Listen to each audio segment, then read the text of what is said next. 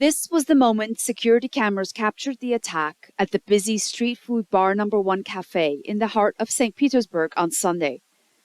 The explosion killed 40-year-old military blogger Vladimir Tatarsky, who was delivering a speech at the event organized by the Cyberfront Z movement, an association of people with patriotic views. They hold talks at this cafe every week. Over 100 people were in and around this event at the time of the attack. The Donbass native was given this statue of himself as a gift moments before the blast. According to the mayor of St. Petersburg, all the city's emergency services have been called in to deal with the incident. Vladimir Tatarsky launched his own social media channel to report on the activities of the Russian military in its so-called special military operation and has a following of over 500,000 subscribers.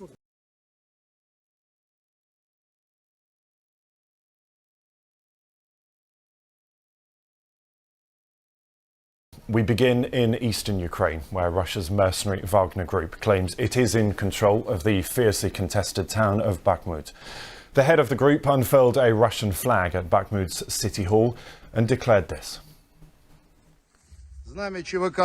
This is Wagner Private Military Company's flag. These are the guys who took Bakhmut. In a legal sense, it's ours. The enemy remains in the western districts. And the unit's commanders who were capturing the administration building and the whole central district will carry on and put these flags up.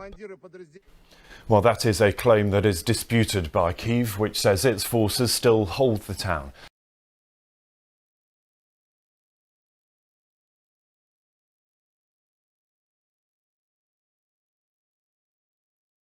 A fresh wave of army conscription gets underway in Russia today after President Vladimir Putin signed a decree calling up 147,000 citizens for statutory military service.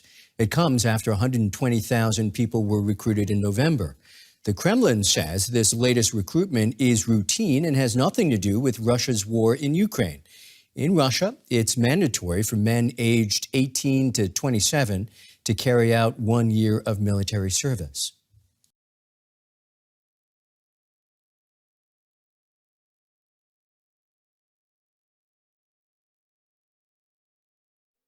Back under Taliban control since the summer of 2021, now it's emerged that 3 British men are being held in custody by the Taliban in Afghanistan. It's understood one of them is Miles Routledge. He was evacuated from the country during the final days of the occupation in 2021. He's built up a social media following, visiting dangerous places. 2 other British men are also in custody. One of them is Kevin Cornwell, a 53-year-old charity worker. It's understood he's a paramedic and has been working in Afghanistan for some time. Another British man who hasn't been named was detained at the same time as Mr. Cornwell in January. No formal charges have been laid against the 2 men.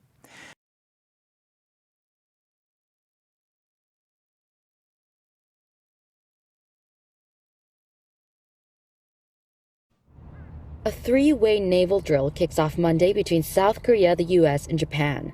The navies of 3 countries are set to hold an anti-submarine warfare drill on international waters south of Jeju Island. This comes just 6 months after their last drill, which also focused on anti-submarine warfare. However, this latest exercise is a preemptive measure aimed at defending against North Korea's increasingly diverse threats, which include submarine-launched ballistic missiles.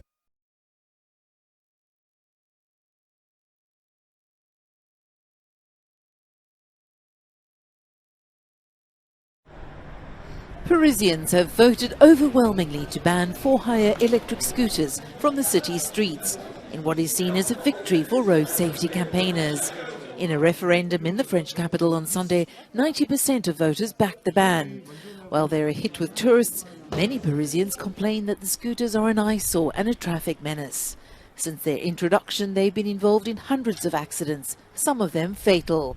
Now the 15,000 self-service scooters will vanish from Paris at the end of August.